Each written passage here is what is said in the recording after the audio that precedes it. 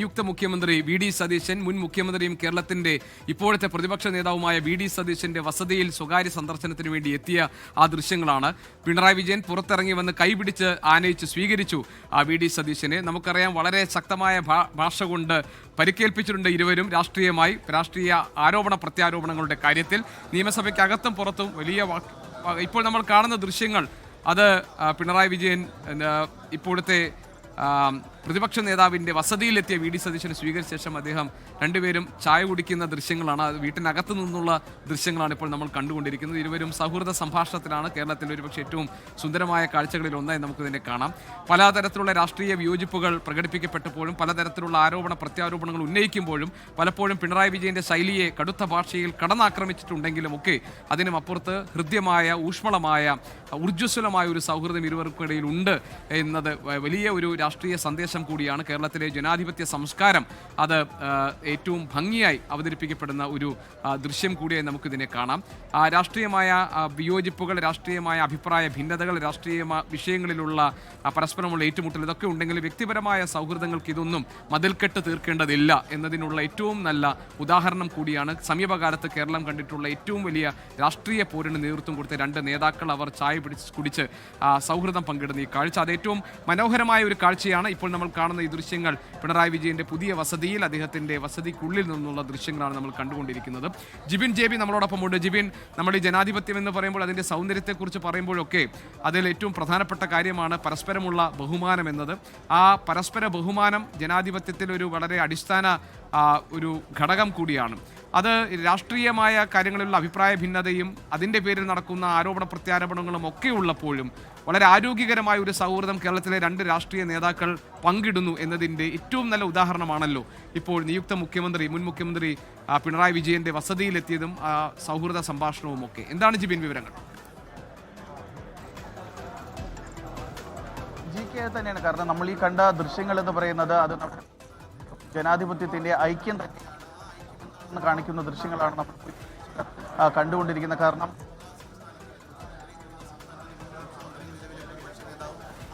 ജിബിൻ, സാങ്കേതിക പ്രശ്നമാണ്, ഓഡിയോ ബ്രേക്കായി പോകുന്നു, ക്ലിയർ ആവുന്നില്ല. സാരമില്ല ജിബിൻ, ഈ ദൃശ്യങ്ങൾ ധാരാളമാണ്. ഈ ദൃശ്യങ്ങൾ നമ്മൾ കാണുന്നുണ്ട്. പിണറായി വിജയൻ തൻ്റെ വീട്ടിൽ തന്നെ കാണാനെത്തിയ നിയുക്ത മുഖ്യമന്ത്രി അദ്ദേഹം പുറത്തിറങ്ങി വന്ന് കൈപിടിച്ച് ശക്തമായ ഒരു പ്രതിപക്ഷ നിര ഉണ്ടാവുക എന്നുള്ളത് അങ്ങനെ അതിശക്തമായ ഒരു പ്രതിപക്ഷ നിരക്കായിരിക്കും. അംഗങ്ങൾ കുറവാണെങ്കിലും നിലപാടുകളുടെ കാര്യത്തിൽ വിട്ടുവീഴ്ചയില്ലാതെ അതിന് നേതൃത്വം നൽകാൻ പറ്റിയ ആളാണ് പിണറായി വിജയൻ എന്നാണ് VK പ്രശാന്ത് അല്പം മുൻപ് മാധ്യമങ്ങളോട് സംസാരിച്ചപ്പോൾ പറഞ്ഞതും. ഏതായാലും അത്തരം ശക്തമായ ഒരു പ്രതിപക്ഷം ഉണ്ടെങ്കിലും ആ പ്രതിപക്ഷം സർക്കാർ ചെയ്യുന്ന നല്ല കാര്യങ്ങളിൽ പ്രതിപക്ഷത്തിന് സഹകരണം വേണം എന്നതുകൂടിയായിരിക്കാം ഈ സന്ദർശനത്തിലൂടെ. ആ സഹകരണം ഉറപ്പാക്കുക എന്ന ലക്ഷ്യമായിരിക്കാം ഈ സന്ദർശനത്തിലൂടെ വി ഡി സതീശൻ ഉദ്ദേശിക്കുന്നത്. ഏതായാലും അദ്ദേഹം പ്രമുഖ രാഷ്ട്രീയ കക്ഷി നേതാക്കളെ, തൻ്റെ ഗുരുക്കന്മാരായി നിന്ന കോൺഗ്രസിലെ തന്നെ മുതിർന്ന നേതാക്കളുടെ ഒക്കെ തന്നെ കണ്ടു.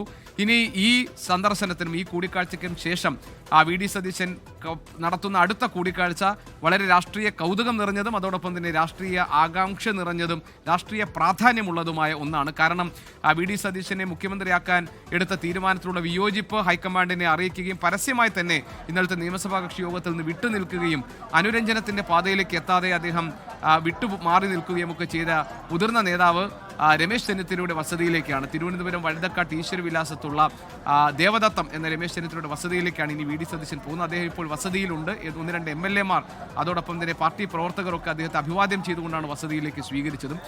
ഇനിയിപ്പോൾ ആ കാഴ്ച കൂടി അദ്ദേഹത്തിന്റെ ദേവദത്തം വസതിക്ക് മുന്നിലുള്ള ദൃശ്യങ്ങൾ കൂടി പ്രേക്ഷകർക്ക് കാണാം. ഒരു ഭാഗത്ത് നമ്മൾ കാണുന്നത് മുൻ മുഖ്യമന്ത്രിയും ഇപ്പോഴത്തെ പ്രതിപക്ഷ നേതാവുമായ പിണറായി വിജയന്റെ വീടാണ്. അവിടെയാണ് വി ഡി സതീശൻ നിയുക്ത മുഖ്യമന്ത്രി ഇപ്പോഴുള്ളത്. മറുഭാഗത്ത് പ്രേക്ഷകർ കണ്ടുകൊണ്ടിരിക്കുന്നത് മുൻ പ്രതിപക്ഷ നേതാവും കേരളത്തിലെ മുൻ ആഭ്യന്തരമന്ത്രിയുമൊക്കെയായ കോൺഗ്രസിലെ മുതിർന്ന നേതാക്കളിൽ ഒരാളായ രമേശ് ചെന്നിത്തലയുടെ വസതിയാണ്. ഈ വീട്ടിൽ നിന്നിറങ്ങി ഇനി നേരെ നിയുക്ത മുഖ്യമന്ത്രിക്ക് പോകാനുള്ളത് പ്രതിപക്ഷ നേതാവിന്റെ വീട്ടിലാണ് ഇപ്പോൾ ഉള്ളതെങ്കിൽ പോലും ഇനി പോകാനുള്ളത് ഏതാണ്ട് പ്രതിപക്ഷത്ത് ഇരിക്കുന്നു എന്നതുപോലെ പിണങ്ങിയിരിക്കുന്ന രമേശ് ചെന്നിത്തലയുടെ വസതിയിലേക്കാണ്.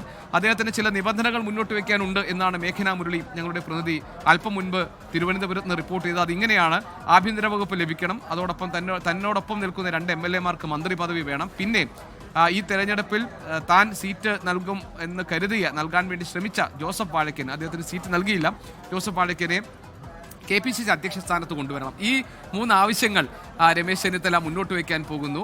ആഭ്യന്തര വകുപ്പ് മുഖ്യമന്ത്രി തന്നെ കൈകാര്യം ചെയ്യേണ്ടതാണ് എന്ന ഉറച്ച അഭിപ്രായം വി ഡി സതീശനുണ്ട്. അതുകൊണ്ട് ആഭ്യന്തര വകുപ്പ് വേണമെന്ന രമേശ് ചെന്നിത്തലയുടെ ആവശ്യത്തോട് അദ്ദേഹം വഴങ്ങാൻ സാധ്യതയുണ്ടോ, അതല്ല ഹൈക്കമാൻഡിന് ആ കാര്യത്തിൽ ഇടപെടൽ നടത്തേണ്ടി വരുമോ എന്ന കാര്യം നമുക്ക് വ്യക്തതയില്ല. ഏതായാലും ആ ആവശ്യത്തിൽ ഉറച്ചു നിൽക്കാൻ തന്നെയായിരിക്കും രമേശ് ചെന്നിത്തല ശ്രമിക്കുക. പ്രത്യേകിച്ച് ഒരു തരത്തിലുമുള്ള പ്രശ്നങ്ങൾക്ക് നിൽക്കാതെ ഹൈക്കമാൻഡിന്റെ നിർദ്ദേശങ്ങളെ ശിരസാ വഹിക്കുന്ന അച്ചടക്കമുള്ള പാർട്ടി പ്രവർത്തകനായിരുന്ന താൻ ഏറ്റവും മുതിർന്ന ഒരു രാഷ്ട്രീയ നേതാവായിരുന്നിട്ട് പോലും, ഇത്രയും അനുഭവ സമ്പത്ത് ഉണ്ടായിരുന്നിട്ട് പോലും മുഖ്യമന്ത്രി സ്ഥാനത്തേക്ക് പരിഗണിച്ചിട്ടില്ല എന്നത് അദ്ദേഹത്തിന് ഒരു ഷോക്കായിരുന്നു. അതുകൊണ്ട് തന്നെ അദ്ദേഹം ഏറ്റവും മികച്ചൊരു വകുപ്പ് ലഭിക്കാൻ വേണ്ടിയുള്ള ശ്രമങ്ങൾ നടത്തും എന്ന കാര്യത്തിൽ നമ്മൾ സംശയിക്കേണ്ടതില്ല.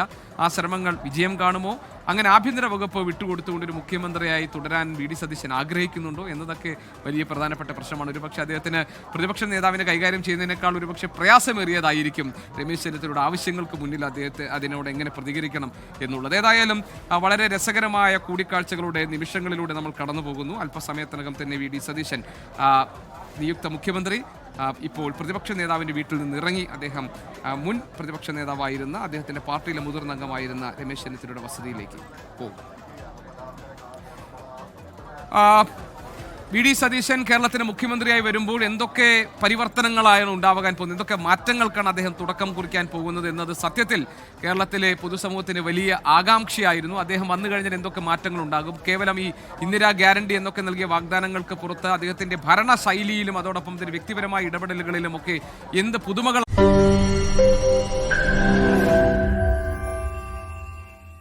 ലോകത്തെവിടെയായാലും ഏത് സമയത്തും 24 വാർത്തകളും ഓഗ്മെന്റഡ് റിയാലിറ്റി പാക്കേജുകളും എക്സ്പ്ലെയിനറുകളും വിശദമായി കാണാൻ ഞങ്ങളുടെ യൂട്യൂബ് ചാനൽ നിങ്ങൾക്ക് സബ്സ്ക്രൈബ് ചെയ്യാം.